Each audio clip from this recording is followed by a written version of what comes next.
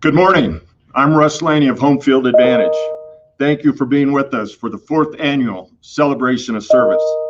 To get this event started right, please join me in reciting the Pledge of Allegiance. I pledge allegiance to the flag of the United States of America and to the republic for which it stands, one nation, under God, indivisible, with liberty and justice for all. Thank you. If we were together in person, I would try to tell you a joke or a humorous story to help us get settled in and to help me relax.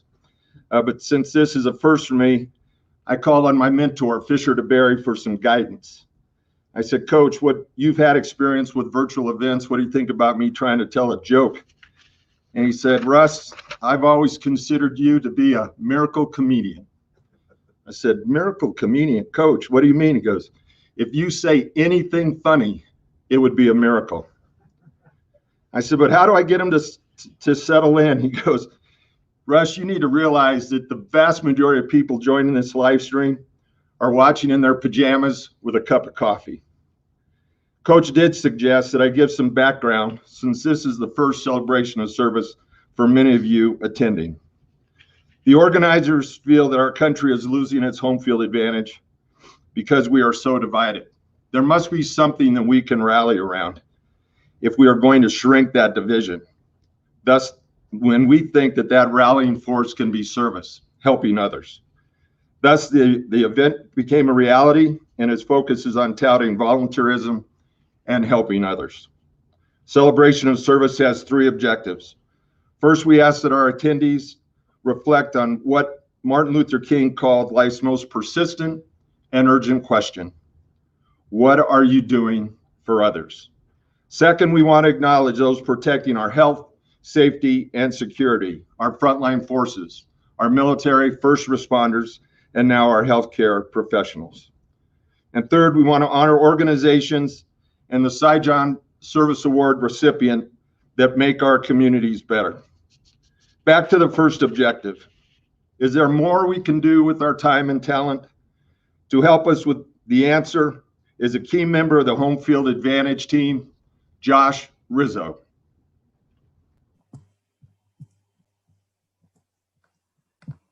Good morning, everybody. Hey, my name is Josh Rizzo with Home Field Advantage. Celebration of Service. Welcome this morning. I want to get something out of the way.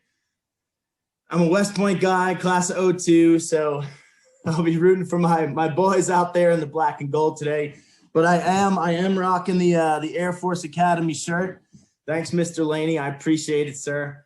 But anyway, welcome to Home Field Advantage's celebration of service. I wish we could be together today in person, but the whole 2020 thing, current affairs have been wacky to say the least. And kind of speaking of current affairs this year, there's a lot going on all over the world and a lot that's affected us as American people, families, organizations, and communities. And this year has left us, divided, isolated, and with tons of uncertainty in our lives, both personally, professionally, and interpersonally. It's affecting our mental health, our connection to not only each other, but our connection to ourselves, the communities we live in, and what can we do, right? So what can we do with that? We can celebrate service, and we can focus on our lives and how we're serving, or maybe not serving today. It's kind of like working out. Have we slipped off our game? Do we have to get back on the train?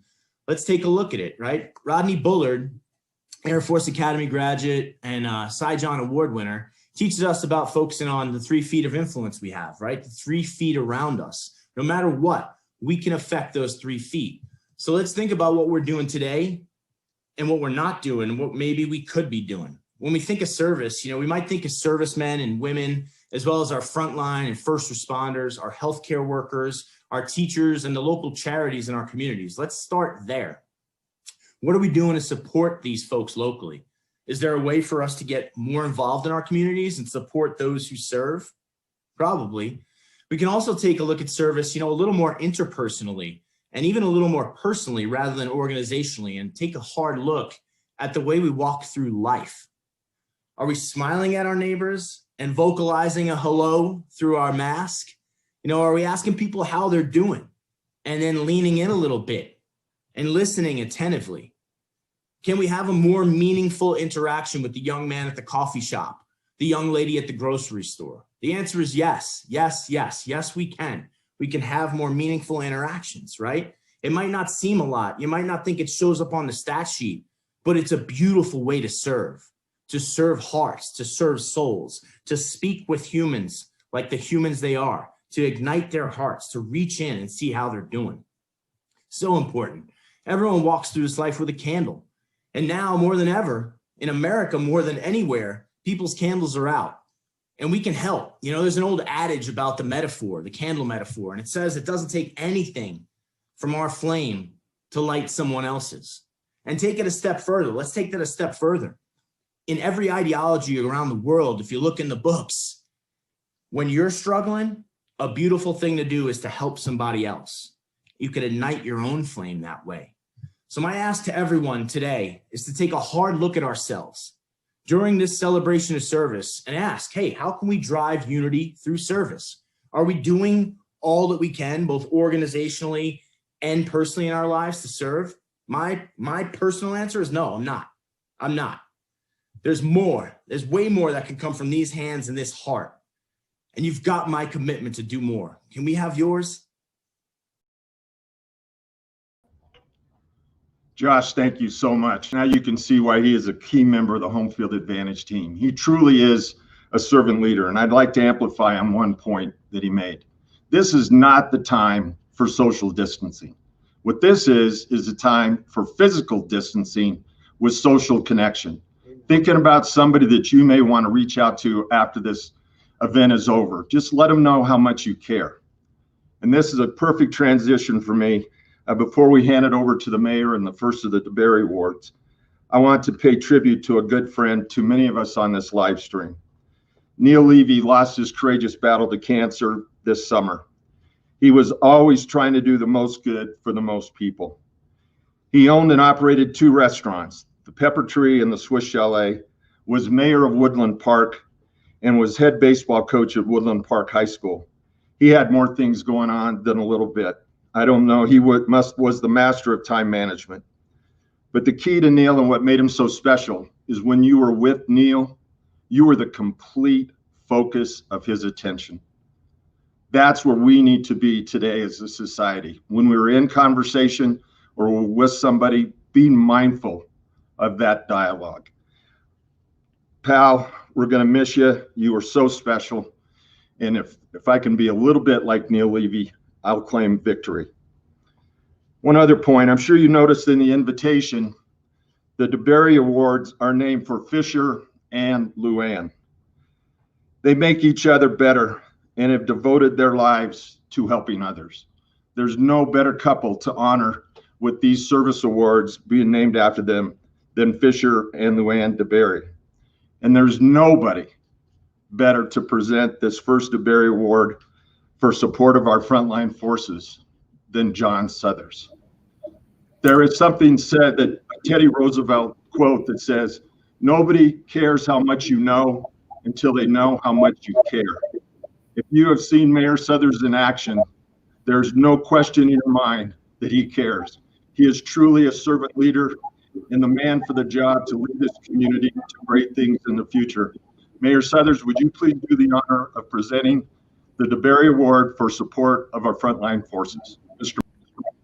Well, thank you, Russ, and good morning, everyone. Colorado Springs is an incredibly proud military community. You all know that. And we're very excited to continue to be part of this celebration of service weekend. I can't think of a better place than Colorado Springs, El Paso County, and frankly, the overall Pikes Peak region to celebrate and emphasize the importance of service. It's one of the things for which we're known best: service to country and service to our fellow man. Especially after the year we've had with COVID-19, our frontline professionals in the military, first responders, and healthcare industry have been critical to our community's response. And this is a great time to take a moment to recognize and celebrate them and their public service. And with that, let's move to the truly exciting part, the awards. As Russ said, the DeBerry Award, named after the great Air Force football coach Fisher DeBerry and his wife LuAnn, acknowledges their commitment to helping others be better every day. Fittingly, and I love this, the award depicts a turtle on a fence post because, as Fisher was so fond of saying, if you see a turtle on a fence post, you know he didn't get there by himself. It's my honor to virtually present the DeBerry Award to Homefront Military Network for their support of frontline forces. They've served over 500,000 people and provided $5.2 million in direct financial support of frontline forces. Homefront Military Network was nominated for their emphasis on collaboration. That spirit was formalized in January 2020 when Homefront Cares and Pikes Peak Military Care Network merged into the organization we have today. With the mission of connecting military service members, veterans, and their families to resources offered by their trusted community partners, and to provide emergency financial assistance, they are a very fitting award recipient. Accepting the DeBerry Award for Homefront Military Network is Executive Director Kate Hatton. Thank you, Mayor Southers, and thanks so much to Home Field Advantage, Team Sijan, the Association of Graduates, the Gary Sinise Foundation, and especially the DeBerrys for this wonderful celebration of service. This positivity is greatly appreciated and very much needed. I'm humbled to accept the DeBerry Award for support of frontline forces on behalf of Homefront Military Network. As Mayor Southers mentioned, our mission is really to connect people to services and provide emergency financial assistance. Active duty, Guard members, reservists, and their families who serve alongside them have dedicated their lives to serving us, and giving back is the least we can do. In the beginning of this year, the Homefront Cares and Peak Military Care Network merged into Homefront Military Network, and we're stronger together. This year, in this challenging year, we've been able to serve more together than we were separately last year. And as the mayor mentioned, over time, we've served collectively more than 500,000 service members, veterans, and families, but we didn't do it alone. This celebration of service is about teamwork, and teamwork and collaboration are critical to what we do. Our staff, our leadership through our board of directors and committees, our volunteers are all part of this great team, and which also includes many partner agencies. I'm just so proud to be part of the region that serves our military veteran community.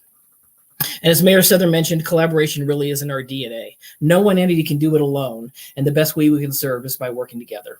We very much appreciate this honor and look forward to continuing to serve individuals and families so that service members, veterans, and families and frontline forces can thrive.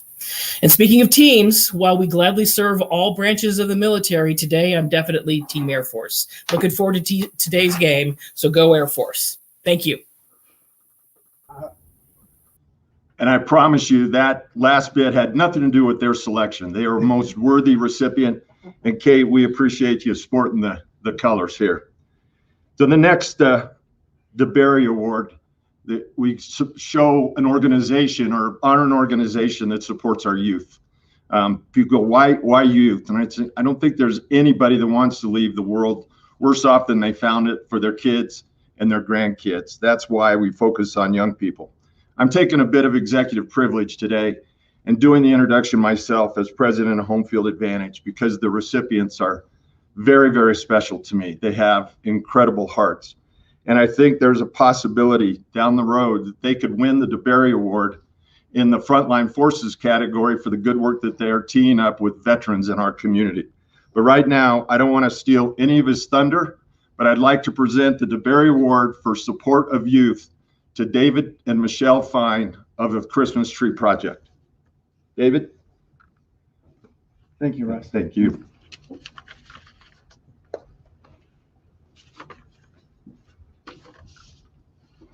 Well, hello, everyone. Honored to be here to accept the DeBerry Award for Support of Youth for the Christmas Tree Project and the hundreds of elves around Colorado Springs, around the country, and around the world that have helped make this happen.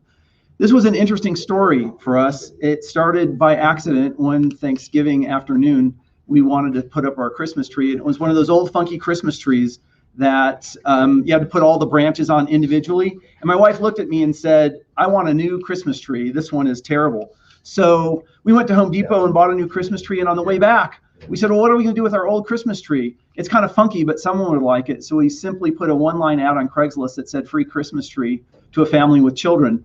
And we were shocked that within an hour, we got 20 responses from that Craigslist ad. Single moms, wounded vets, boys' homes.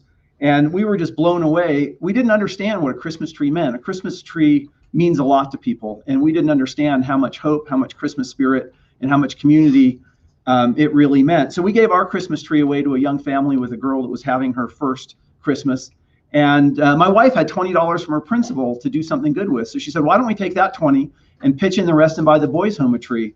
And I said, that's a great idea. And she said, well, we can't just buy him a tree. We need to buy him decorations and tinsel and candy canes and do the whole thing.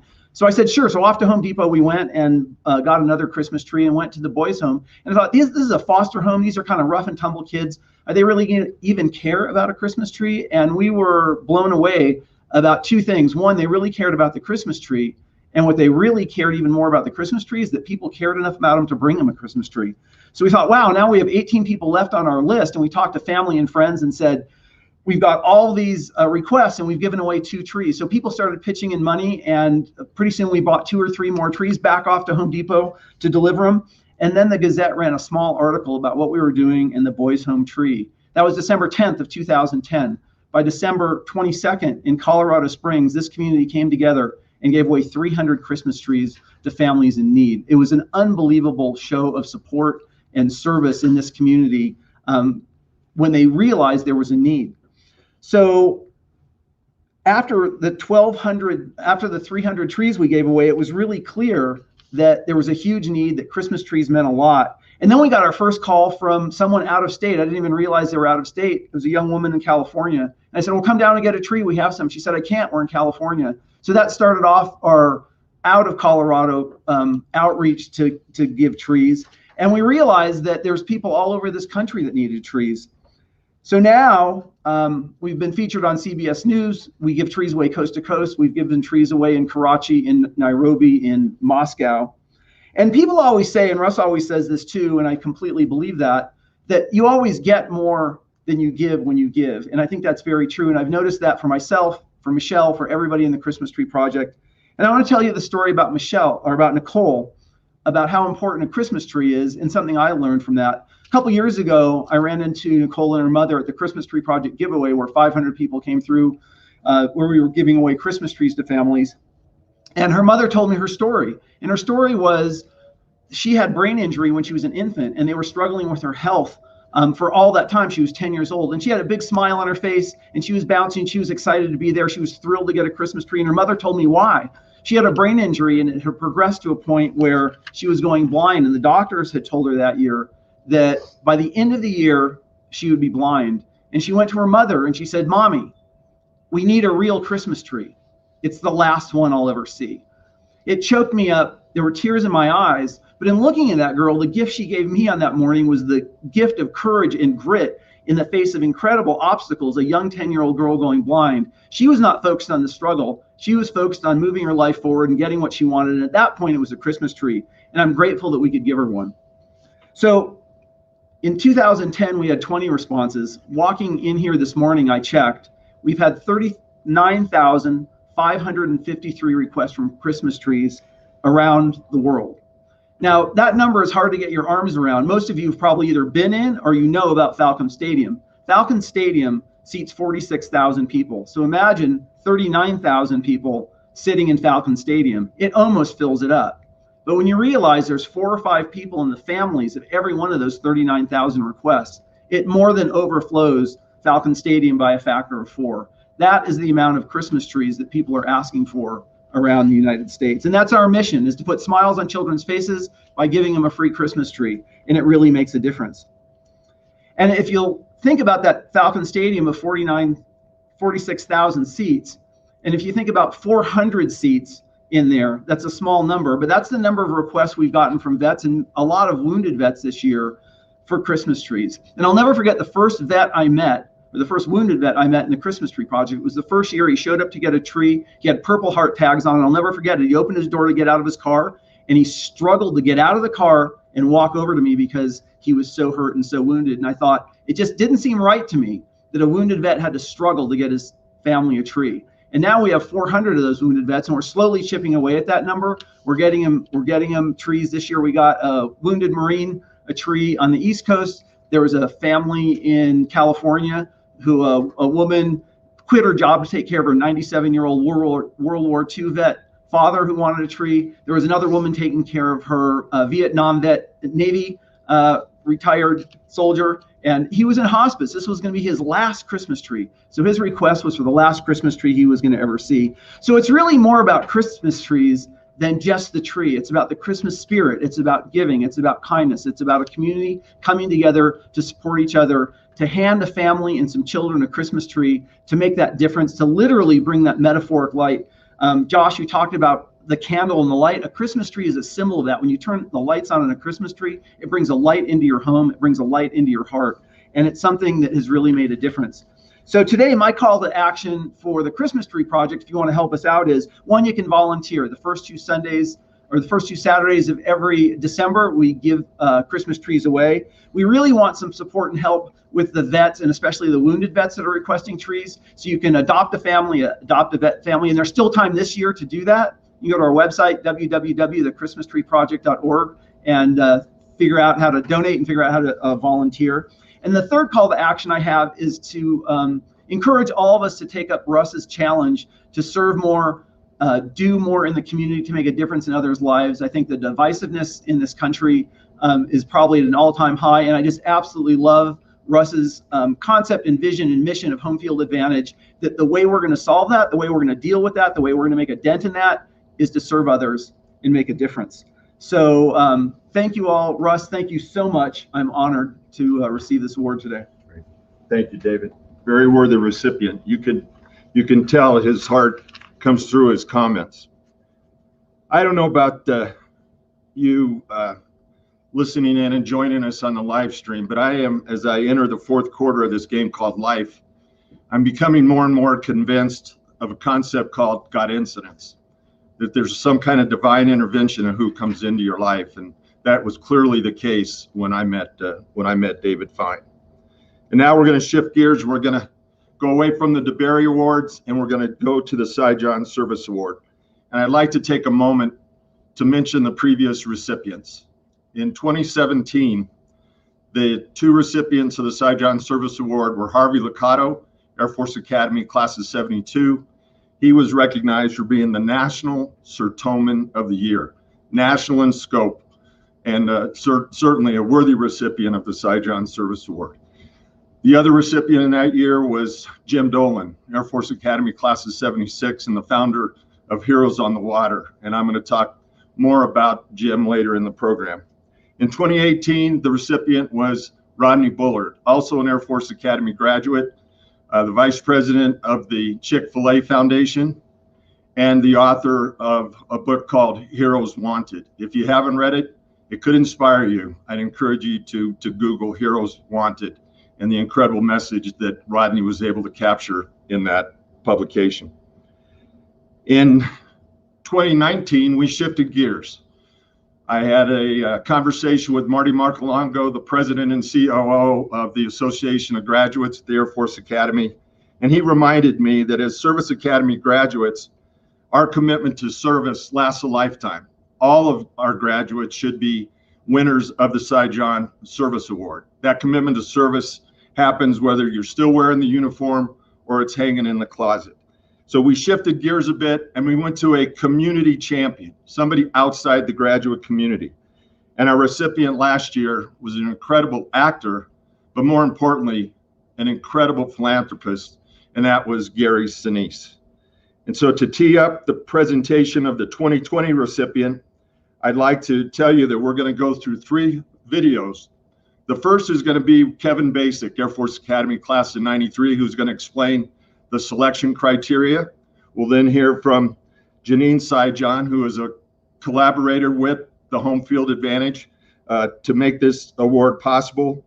Then something unique to the Sijan Service Award is each of our recipients gets a portrait done by Steve Hare, and we have a message from the artist.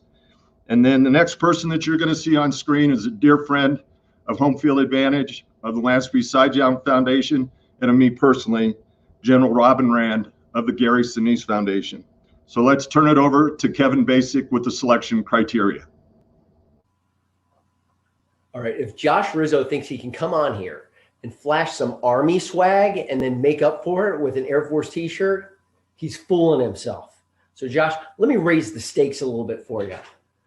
I'm going old school, baby. That's what I'm talking about. Yeah. There's no way to look good in one of these, by the way. And I'm so old school. As a matter of fact, I think that 30-year-old Jack's Valley dust just fell in my eyes, which is probably toxic. But, you know, the last time when I was originally wearing this nasty, stinky hat, that's when I first heard about Lance's story. And like my classmates, I was awestruck, inspired. But we're also thinking, how do we compare to that? You know, it's intimidating. Well, the beauty of inspiration, the reason of something is inspiring is because it reminds us of what is possible. That's what Lance's story does. And that's what this service award is all about. So what I want to do is share with you what the criteria were that we want to come together as somebody earns this. You don't win this award, you earn this award through your life's work and legacy. So the criteria were this. We wanted to celebrate those people who bring Lance's spirit to life. Now, in his story, of course, it's one of courage and resilience and grit and fortitude and devotion to duty. But his broader life story, don't miss that, is also one of compassion and empathy and service to nation, but service also to others. So we wanted to celebrate that spirit because if you tease it all away, the service to others simply communicates convincingly this. Sometimes to people who don't even believe it themselves. But then the next step is taken. And that's what we really celebrate this award. It's the people who do that. They take service and put it into action. They take love and put it into action. That's what the recipients of this award do consistently. A recipient of this award is also somebody who creates a better future than otherwise would have existed and has an undeniable impact in relationships, on teams and communities, maybe even in the nation. And they lift others up who need to be lifted. They connect. They're just got a heart and a hunger to find those who are struggling, who are battling, and lift them up, but do it in a sustainable way. They do the hard work of creating this structure that endures and creates legacy. People like Rodney Bullard, Gary Sinise, and this year, Steve Atwater, have through their actions looked around them and found people who needed to know that they matter, but also seen that put to action. This reminds us of what is possible. That's why this is inspiring. But man, it's also a call to action. When this award is given out, it taps every single one of us on the shoulder, me too, and says, hey, look around. Doesn't have to be big Herculean moments. But who needs it? Who's hungry for it? Who needs somebody to walk alongside them? Know that they matter. And who needs to see that brought to life? It's accessible to all of us. And we've just seen it in Steve Atwater. So Steve, thanks for stepping up and for earning this award and for showing us what right looks like at a time, honestly, when we could use examples like that around us. Now, excuse me while I go chase Josh Rizzo off Spirit Hill. Get that Army steak out of here. Proud to be 93, proud to be 93. Greetings, everyone. Thank you for gathering today in this most unusual way. As Josh and Kevin proudly displayed their Air Force Academy spirit, I too will do it in a little different way. I'm going to show you what I'm wearing today, which is Lance's original jacket from the Air Force Academy. Original jacket, 1965, the year he graduated, and his Squadron 21, the Blackjacks. I'm also wearing Lance's original class ring. This ring, inscribed with his name inside, heavily worn, was discovered in the jungles of Laos in a thatched hut in a village. The ring was returned to our family some 16 years after Lance's aircraft went down. Many of you know Lance's story and his courageous journey through the jungles of Laos and North Vietnam during the last months of his life. November 9th, 1967, Lance's disabled aircraft exploded midair. He was able to parachute out and landed on the limestone karst below through a triple canopy jungle. After he was able to regain consciousness, he realized he had had a concussion, broken hands, and a broken leg with a compound fracture, bones snapped off sharp, protruding through the skin, 4 inches below the knee. A rescue attempt was made the next day, but it was unsuccessful. Lance fell into an unconscious state again. When he regained consciousness, there was nobody around. No rescue attempts were going to be made anymore, and he knew he had to begin to move. He dragged himself backward through the jungle for the next 45 days. No food, no water, no medical attention. Eventually, Lance found himself passed out on a road just 3 miles from where he began the journey. A North Vietnamese convoy spotted him and picked him up. The once 220-pound, 6'2" Lance was now diminished to less than 80 pounds, and less than 20% of the flesh remained on his body. The stones and tree roots and rough terrain had ravaged his body. They took him to a temporary holding camp. Lance motioned a guard down close to him and knocked him out, and began to crawl back out into the jungle. A village was sent out to find him, and when they did, they brought him back, restrained him, began the torture, began the interrogations. Eventually, they transported Lance to North Vietnam, to the infamous Hanoi Hilton prison camp, the Wallow prison, where they continued torture, interrogation, restraint. On January 22nd, Lance died. If we end the story there, it's a tragic story indeed. But if we don't, each of us in our own unique way has an opportunity to light the path for all those who follow us. These are trying times. Some of us have been able to carry on our lives much like we did before the pandemic and the uprising of the Black community that has been silenced for far too long, while others have had their lives pulled out from under them. In this time of broken hearts and anger and fear, I choose to move darkness in the corner by shining my light. Steve Atwater, congratulations. You are a most worthy recipient, and I applaud you. I don't know if you remember, but we met 2 years ago in 2018 at the Sijan Award, and at that time you and I stood side by side and we took a photo, you of your Super Bowl ring and me of Lance's ring. This is my Super Bowl ring. Mark Twain said the 2 most important days in your life are the day you were born and the day you find out why. Why are you here? I'm here to share the life and legacy of my brother, Lance Sijan. God bless you all. And from Sijan's past, present, and future, I thank you so very, very much. Until we Good morning from Norman, Oklahoma. Russ, Janine, thank you both again for the opportunity to be a part of something so special. As the artist for the Oklahoma Sports Hall of Fame and the Jim Thorpe Award, I am deeply honored to be able to play a small role each year in keeping Lance's spirit alive through a piece of art in the Sijan Service Award, and I'm forever grateful.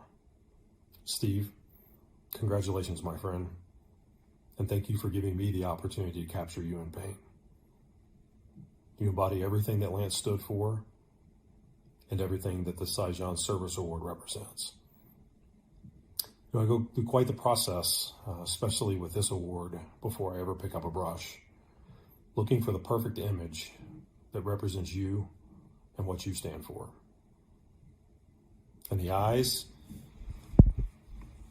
are the soul of any painting. And these eyes that used to strike fear in receivers on the field are the same eyes that show courage, confidence, and commitment off the field. Thank you for your selfless service to others. Thank you for always making those around you better. And thank you for giving us the opportunity to celebrate you today. We salute you. Good morning. I'm Robin Rand. I'm the CEO of the Gary Sinise Foundation. I'd first like to congratulate Homefront Military Network and certainly David for being the recipients of the DeBerry Awards. Congratulations to both of you. I need to thank Russ and Home Field Advantage.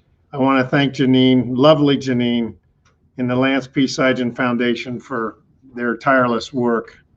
On behalf of Gary Sinise, the founder, the chairman, the president of the Gary Sinise Foundation, I'm honored to be here. He was last year's Sijan Service Award recipient, and he would love to have joined us this morning, but sadly, he's at home in California as the primary caregiver for his son, Mac, who's undergoing some very serious cancer treatment right now.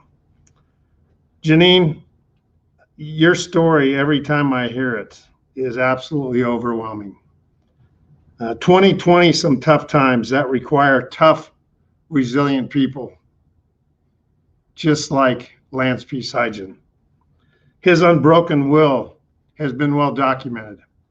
But for me, it's a little personal.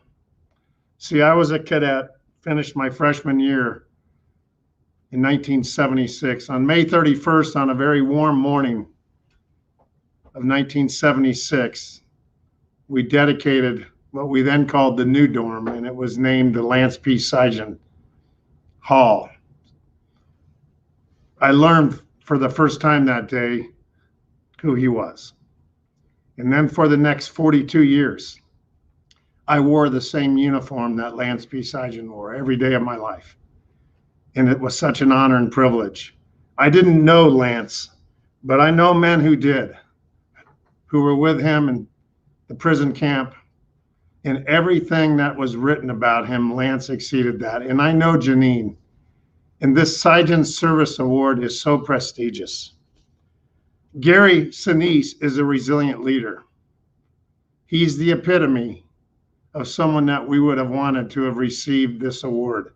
Again, during tough times, we need tough leaders. And in 2020, the Gary Sinise Foundation, our mission of supporting and honoring our defenders, our military veterans, our first responders, our frontline medics, and their families has been an astounding year for us. And the impact that the Gary Sinise Foundation has made through the help and assistance of gracious, kind Americans who've reached deep into their pockets has been absolutely profound.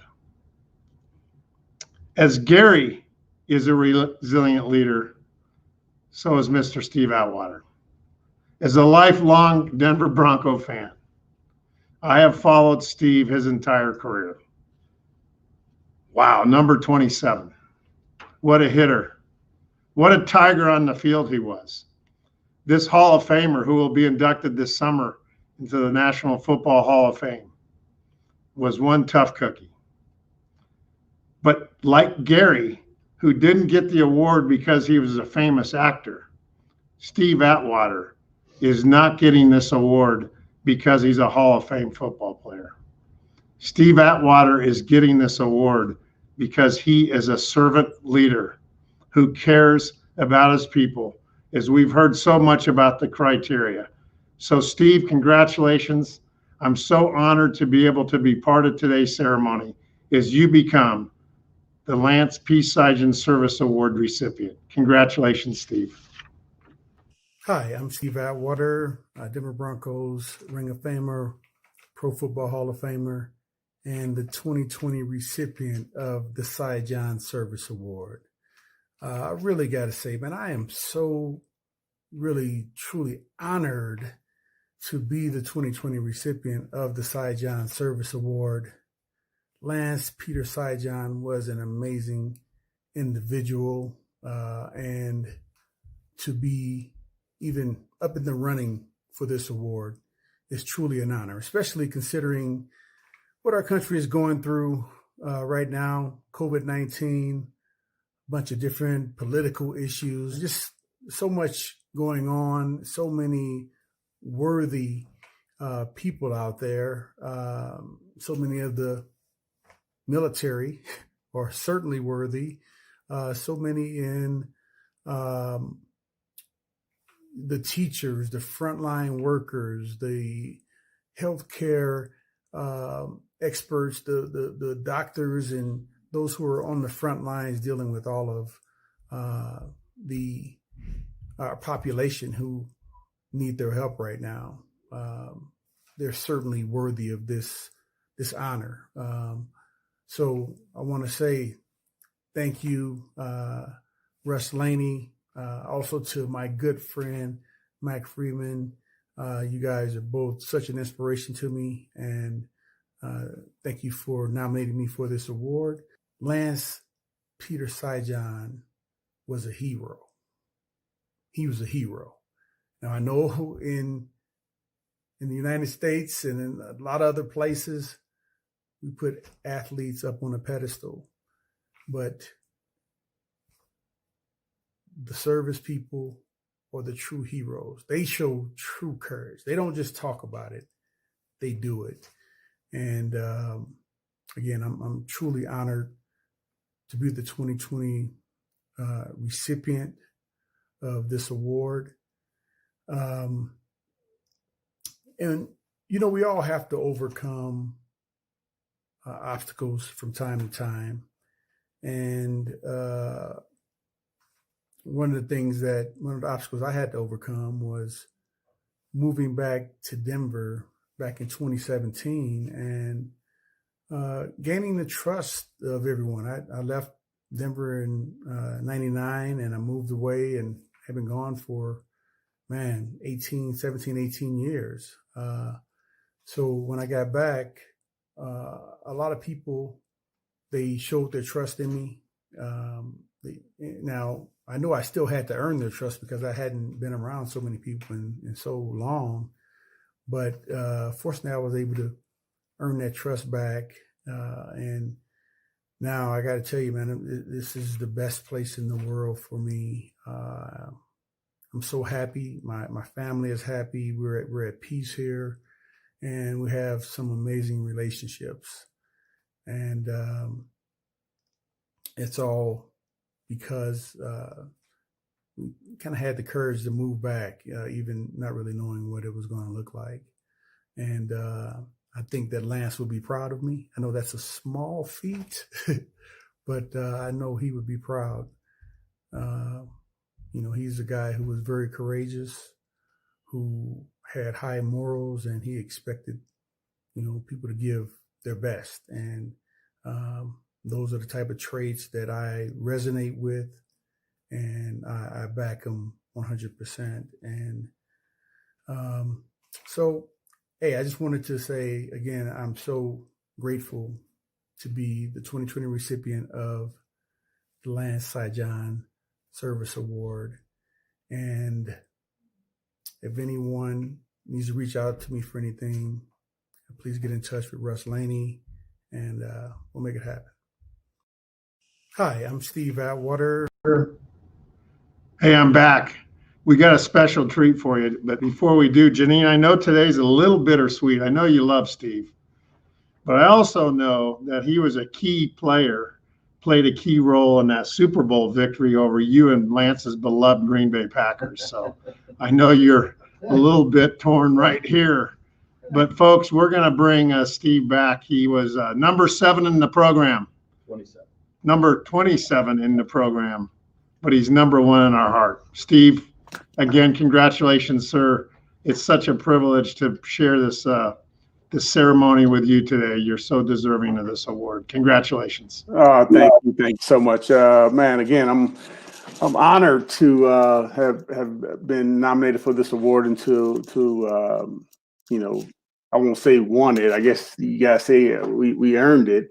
But you know, there are so many great people that I have looked up to and still look up to. And, Russ Laney with Home Field Advantage kind of putting this all together, and the mission of Home Field Advantage, using service, helping others as a form of unifying our country, man. That's a big feat. If you look at it and say, man, can this be accomplished? And I think it can. And it's just going to take all of us, though, doing our part, being kind, being the Americans that our forefathers wanted us to be, and I think we can accomplish that. And I'm happy to be a small part of that.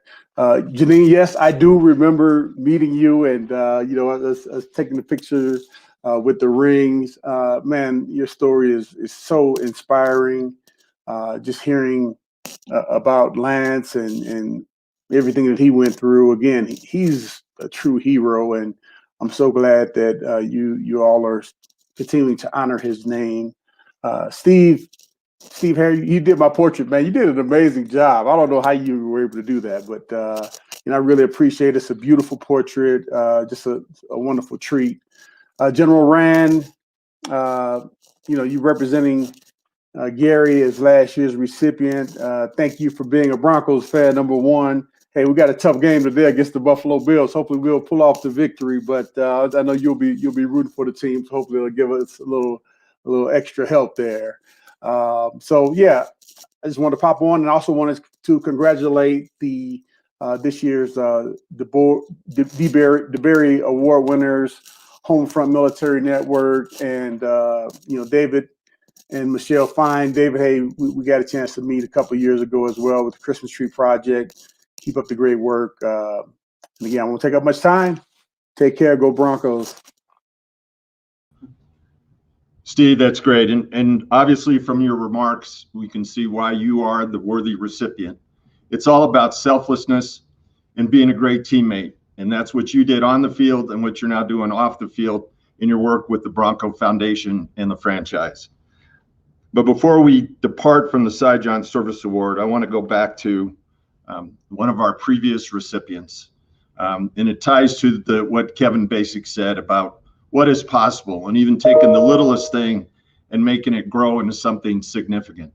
In 2007, 2006, 2007, Jim Dolan called me and said, hey, I'd like to start a 501c3. What he had found is that his passion for kayak fishing, he was getting veterans out on the water, the tranquility, the activity was having a very positive effect on those veterans. So we brainstormed some ideas. He took the ball. I had very little to do with the growth of the organization. But I'm proud to tell you now that in 2020, Heroes on the Water, the organization that Jim founded, has serviced over 50,000 veterans. They have a nationwide footprint. Unfortunately, Jim left us too early, much like Neil Levy. And now it's up to us to extend Jim's legacy. And I'd ask that you go to heroesonthewater.org to learn more of the fabulous story of somebody that took something very small and was not deterred by what was blocking him, but focused on what was possible and grew it into a nationwide organization. Somebody asked me a couple of years ago when this got started, why on the day of the Service Academy football game? Well, in my world, there's nothing better than the visual that you're going to see when you tune in this afternoon at 1 p.m. Mountain on CBS Sports Network, and you see 11 young men on each side of the ball, one representing Army West Point and the other representing Air Force. Those 22 young men have committed their life to serving us, to protecting our freedoms. I can't think of any better visual than that. We picked unity through service as our tagline. It's really unifying through helping others. That's what we need to focus on. We need to make sure that those words in the Pledge of Allegiance stay true, that our republic is indivisible, and that we are focused on bringing liberty and justice to all. And to drive home that message, and maybe with a little kind-hearted bantering, I want to introduce another trifecta of videos. First, you're going to hear from Samantha Peck, representing Army West Point. Then you're going to hear from Charlie Jackson, the head coach at Kentucky State. And then we're going to bring on the Hall of Famer, the winningest coach in Service Academy history, Fisher DeBerry. Now to Samantha Peck. Hello, my name is Samantha Peck, and I'm a graduate of the United States Military Academy, class of 2004. While at West Point, I lettered in swimming and was an All-American powerlifter. I first want to thank all the organizations being honored here today. What you do for the community makes a huge difference, and I'm very grateful. Second, I want to state, go Army, beat Air Force. And although I mean those words, there is a slight jest behind them. Why? Because with all good sibling rivalries, of course you want to win. But deep down in your heart, you know that if you had to lose to anyone, let it be to a brother or sister of shared values. When I think about all the lessons I want to instill in my three boys, I hold no institute of learning higher than that of sport. Sport brings with it an action of understanding two words that mean something more than what you see on a page. Yes, the obvious: perseverance, dedication, grit, humility, resilience, camaraderie, forgiveness, service, sacrifice, and the list goes on and on. Some of the values hold higher standings depending on the situation at hand. And as our country seems to tumble into dark times, I find myself remembering being at West Point. There were moments of fear, anger, rage, sorrow, and sometimes confusion.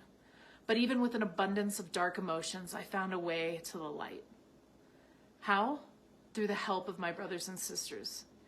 And I learned another value: unity. The agreement to serve isn't just a time frame of duty stations and positions. It's a forever commitment to protect an ideology. And when men and women share that mission, it forms an eternal bond.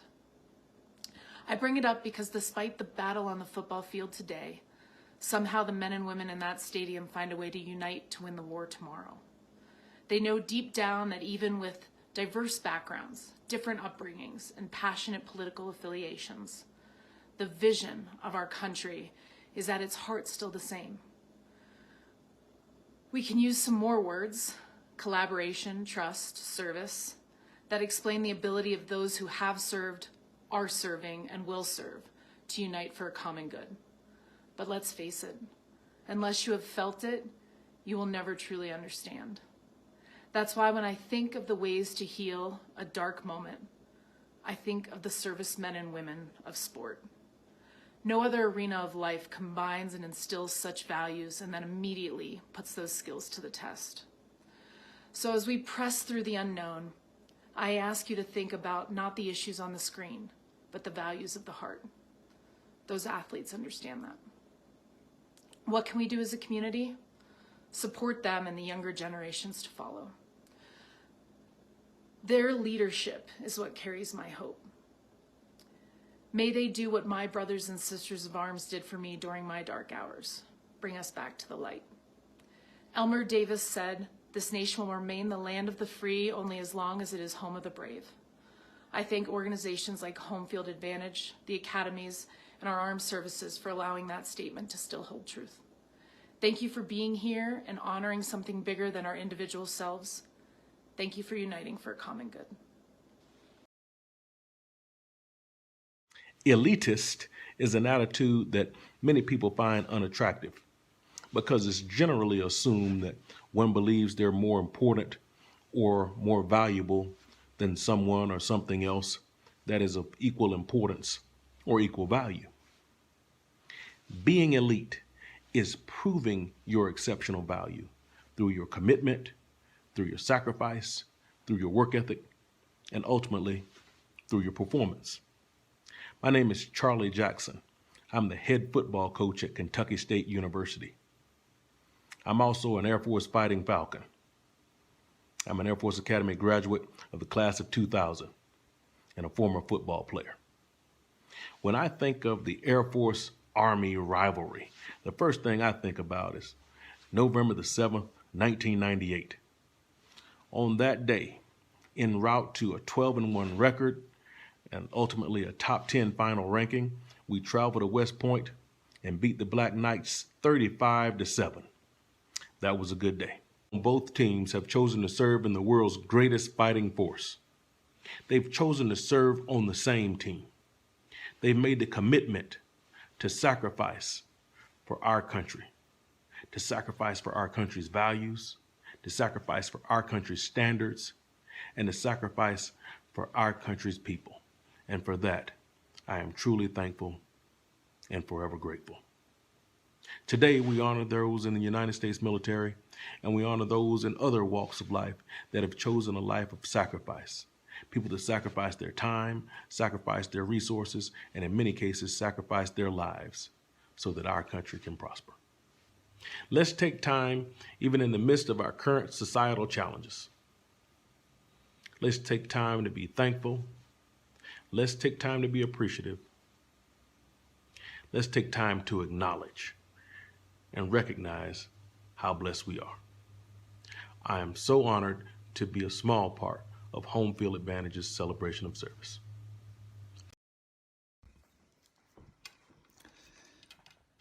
What an honor it is for me to be a part of the annual Home Field Advantage effort. It tries to encourage and support community service. This attempt reminds us of our responsibility this morning to help others. I want to thank Russ Laney for challenging all of us, and I salute his vision and efforts. I'm proud to be part of an event that honors my hero, Lance Sijan, and community servants. I would like to congratulate and thank Homefront Cares. This organization epitomizes giving back in support of military families deployed and their dependents. This organization is very dear to my heart. I was the chairman of the first fundraiser event at the Broadmoor the year of their inception. Each year at the Colorado Coaches Night for Charity, Troy Calhoun has raised over the period of time of 10 or 12 years over $70,000 as his person that he is committing his service to and the organization. And our foundation has given over $20,000 in organizational grants to the Homefront Cares. I also want to thank and salute Steve Atwater, Denver Bronco legend and all-time great, for his community service through the Bronco Foundation. Steve, your influence is helping change the lives of so many youth in the state of Colorado. Your efforts and the Bronco Foundation are great examples and challenges to all of us. I'm so proud of Coach Charlie Jackson, a great fighting Falcon, but I think we all can see Charlie's passion for leadership and giving back. I don't know if all of you knew this or not, but his team was the most improved football team this past year in NCAA football. He will be truly one of the top coaches in college football in a very, very short period of time. His players are so blessed to be exposed to his values. Now, how about them Falcons? Air Force Army game on national TV, man, they don't get any better than that. Big game for both teams. Air Force can win the trophy, Commander-in-Chief's trophy, and Army can stay alive if they were to win. I used to tell our players, man, we won't lose because mules can't outrun birds. Birds can fly, mules can't. You know, it paid off. I think we won 17 out of our 23 games against them. But Michie Stadium is a tough, tough place to play. I certainly have a lot of respect for Coach Monken and his staff, half his staff for Wofford graduates where I went to school. They've played more games than Air Force, but I'm not sure their competition has been as good as what Air Force has played. There won't be any secrets in the game. Both teams run the same offense and same defense. So I think it all boils down to whoever makes the fewest mistakes and which team consistently for 60 minutes blocks and tackles the best. Troy and his staff, though, know how to win. 2/3 of his staff are former players of mine, and they know the importance of this game, and they know how to win this game. So I'm predicting the trophy comes home, where it is used to residing. It will be a great game, But at the end of the game, both teams will be standing. Both teams are winners. And we will be blessed to have the finest leaders that this nation has ever had, who are willing to serve and to give back.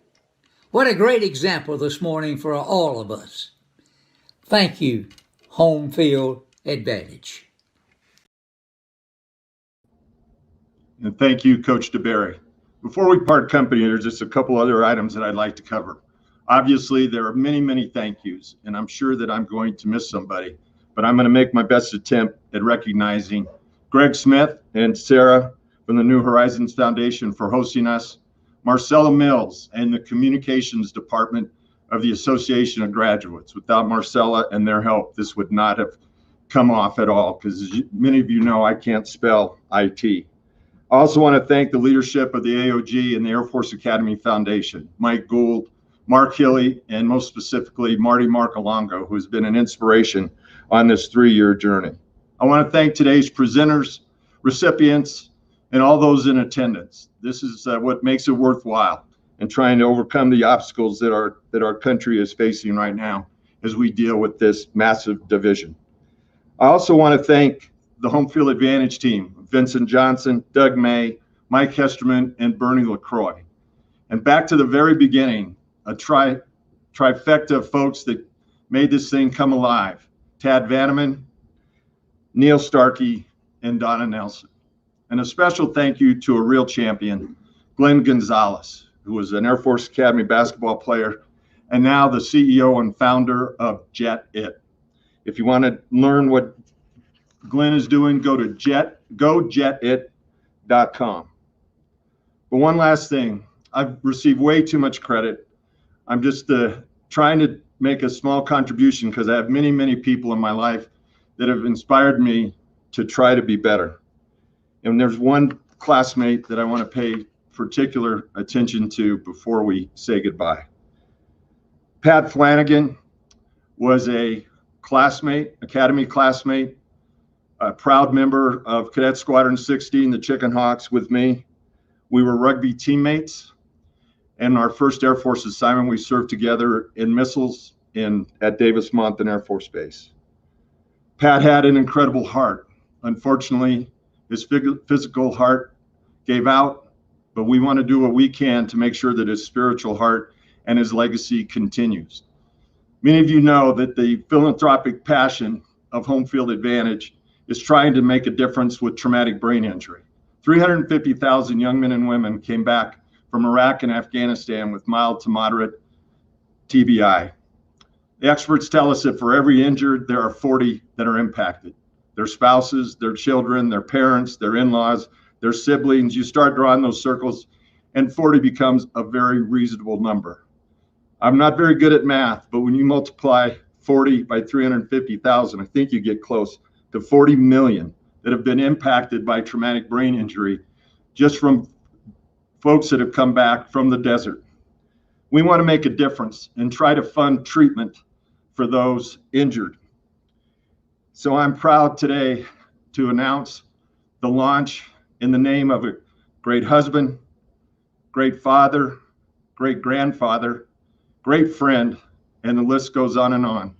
We are launching today the Patrick R. Flanagan Fund to help make treatment available to those veterans dealing with traumatic brain injury.